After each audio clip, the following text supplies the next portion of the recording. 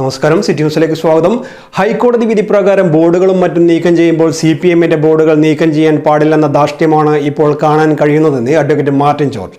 ഇതിന് തെളിവാണ് CPM ജില്ലാ സമ്മേളനത്തിന്റെ പ്രചരണാർത്ഥം വാഹന ഗതാഗതത്തിനും കാൽനട യാത്രക്കാർക്കും തടസ്സമായി ബോർഡുകളും കമാനങ്ങളും തോരണങ്ങളും സ്ഥാപിച്ചത്. ഹൈക്കോടതി വിധി പ്രകാരം ഇത് നീക്കം ചെയ്ത പിണറായി പഞ്ചായത്ത് ജീവനക്കാർക്കെതിരെ CPM നേതാക്കൾ ഭീഷണി മുഴക്കിയതിൽ DGPയോട് ഹൈക്കോടതി റിപ്പോർട്ട് തേടിയിരിക്കുകയാണ് എന്നും മാർട്ടിൻ ജോർജ് പറഞ്ഞു.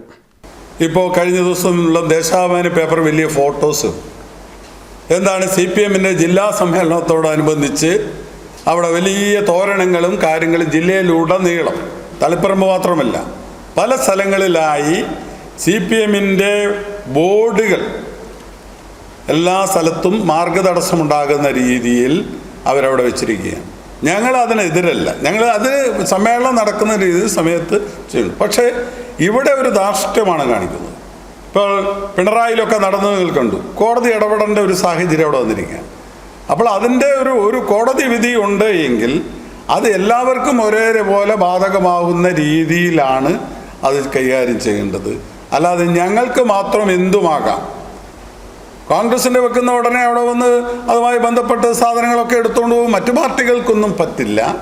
ഞങ്ങൾക്ക് ഏത് സമ്മേളനവും എങ്ങനെയും ഏത് രീതിയിലും നടത്താമെന്നുള്ള ആ രീതിയിലുള്ള ഒരു ധാർഷ്ട്യത്തിൻ്റെ ഒരു ഇത് നമ്മൾ ഇവിടെ കാണുകയാണ്. കോടതി വിധി ഉണ്ട് എങ്കിൽ അതെല്ലാവരും ഒരേപോലെ അംഗീകരിക്കപ്പെടണം.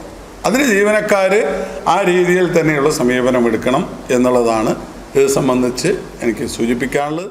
കൂടുതൽ വാർത്തകൾ അറിയുവാൻ സിറ്റി ചാനൽ വാട്സ്ആപ്പ് ഗ്രൂപ്പിൽ ജോയിൻ ചെയ്യുക. ഒപ്പം YouTube ചാനൽ സന്ദർശിക്കുക. വാർത്തകളുടെ അവസാനിക്കുന്നില്ല, മറ്റൊരു വാർത്തയുമായി വീണ്ടും കാണാം. നമസ്കാരം.